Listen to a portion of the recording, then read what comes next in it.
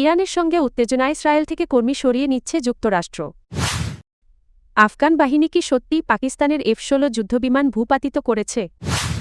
যুক্তরাষ্ট্রে আঘাত হানতে সক্ষম ক্ষেপণাস্ত্র বানাচ্ছে ইরান। ট্রাম্পের এই দাবির আদৌ কি কোনো ভিত্তি আছে?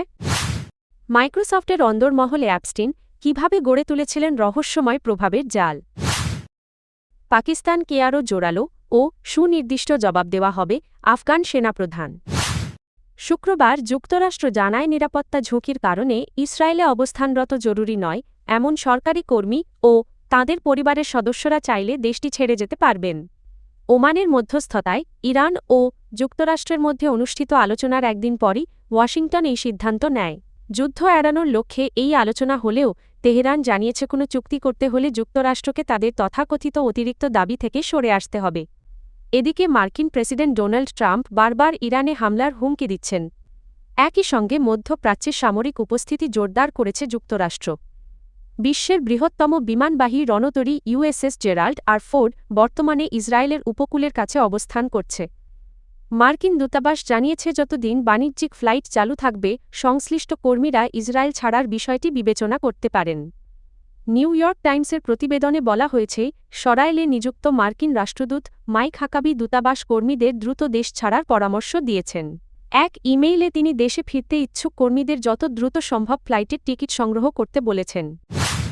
সামাজিক যোগাযোগ মাধ্যম এক্সে ছড়িয়ে পড়া কিছু ভিডিও ও ছবিতে দাবি করা হয় আফগান প্রতিরক্ষা বাহিনী পাকিস্তানের একটি F-16 যুদ্ধবিমান ভূপাতিত করেছে। এসব পোস্ট অনেক আফগান ও ভারতীয় ব্যবহারকারী শেয়ার করেন। তবে পাকিস্তান ভিত্তিক ফ্যাক্ট চেকিং প্রতিষ্ঠান আইভেরিফাই পাকিস্তান এসব দাবি মিথ্যা বলে জানিয়েছে। প্রতিষ্ঠানটি ভিডিও ও ছবিগুলো বিশ্লেষণ করে বিভিন্ন অসামঞ্জস্য খুঁজে পায়। পাশাপাশি বিমানের সিরিয়াল নম্বর যাচাই এবং কৃত্রিম বুদ্ধিমত্তা শনাক্তকরণ টুল ব্যবহার করে তারা নিশ্চিত হয়েছে যে কন্টেন্টগুলো সম্পাদিত বা বিকৃত।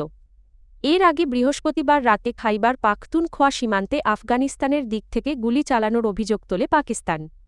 এর জবাবে পাকিস্তান সেনাবাহিনী গজব লিল হক নামে অভিযানের অংশ হিসেবে রাজধানী কাবুলসহ আফগানিস্তানের কয়েকটি শহরে বিমান হামলা চালায়।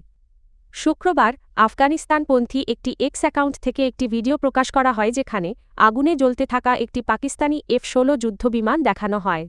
পোস্টে দাবি করা হয় আফগান বাহিনী বিমানটি ভূপাতিত করেছে। গত মঙ্গলবার কংগ্রেসে দেওয়া স্টেট অব দ্য ইউনিয়ন ভাষণে প্রেসিডেন্ট ট্রাম্প দাবি করেন, ইরান এমন ক্ষেপণাস্ত্র তৈরির কাজ করছে যা খুব শিগগিরই যুক্তরাষ্ট্রে আঘাত হানতে সক্ষম হবে। ইরানের ওপর সম্ভাব্য হামলার পক্ষে যুক্তি তুলে ধরতেই তিনি এই বক্তব্য দেন। তবে মার্কিন গোয়েন্দা প্রতিবেদনের সঙ্গে পরিচিত একাধিক সূত্র জানিয়েছে, ট্রাম্পের এই দাবি গোয়েন্দা মূল্যায়নের সঙ্গে মিলছে না।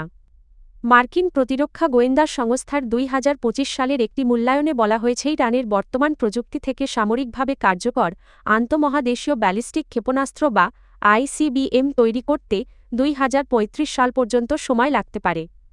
হোয়াইট হাউসের মুখপাত্র অ্যানা কেলি বলেছেন, ইরান দীর্ঘদিন ধরেই যুক্তরাষ্ট্রের জন্য উদ্বেগের কারণ এবং তাদের হাতে দূরপাল্লার ক্ষেপণাস্ত্র থাকলে তা নিরাপত্তার জন্য হুমকি হয়ে উঠতে পারে।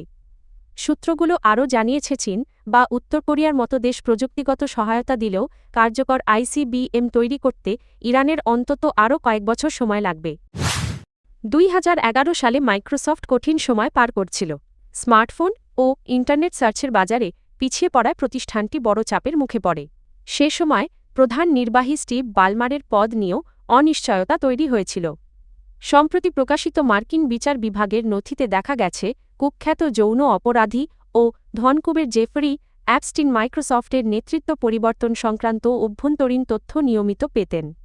2019 সালে যৌন পাচার মামলায় গ্রেপ্তারের আগে অ্যাপস্টিন মাইক্রোসফটের ভেতরের সূত্র থেকে নতুন প্রধান নির্বাহী নিয়োগের অগ্রগতি সম্পর্কে নিয়মিত হালনাগাদ তথ্য পেতেন এবং সে বিষয়ে পরামর্শও দিতেন।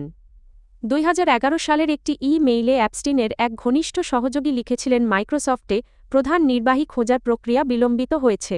একই সঙ্গে সহ-প্রতিষ্ঠাতা বিল গেটস সাময়িকভাবে আবার দায়িত্বে ফেরার কথা ভাবছিলেন বলেও উল্লেখ করা হয়।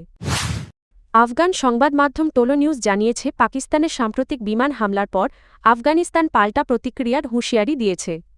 আফগান সরকারের একটি সূত্র আল জাজিরাকে জানিয়েছে, দক্ষিণ পূর্বাঞ্চলের খোস্ত প্রদেশে পাকিস্তান বিমান হামলা চালিয়েছে।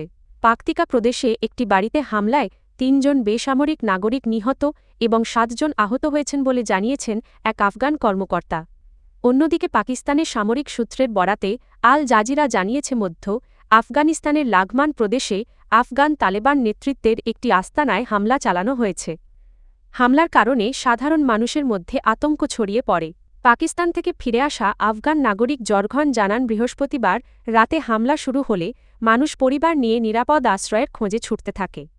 তিনি বলেন অনেকেই নিজেদের মালামাল ফেলে পালিয়ে যান। এমনকি কয়েকটি শিশু নিখোঁজ হওয়ার ঘটনাও ঘটেছে। হামলায় আরও 3 থেকে 4 জন আহত হয়েছেন বলে জানা গেছে।